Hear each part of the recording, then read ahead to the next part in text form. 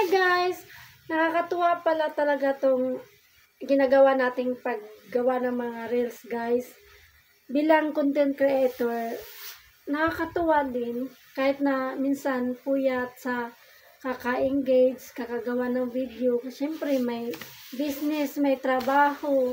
Kaya minsan ang paggawa ng content ay nasa huli na lang talaga, di ba guys? Kung magkaroon na lang ng time. Kaya minsan, alanganin na matulog sa gabi. Pero guys, nakakatuwa din kasi syempre, minahal ko siya bilang, iniisip ko na bilang trabaho ko siya, di ba guys?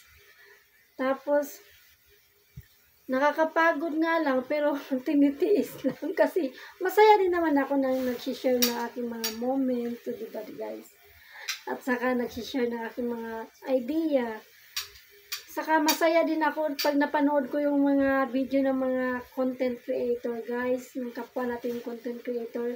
Nakakatuwa, minsan yung mga nakaka-good vibes. Bis may problema ka, nawawala yung problema mo pag napanood mo.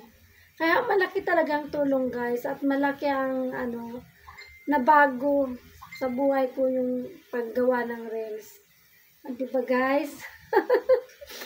Kasi imbes na may time ka pang gumala sa mga kapitbahay mo, sa mga kaibigan mo, hindi ka na makakagala eh.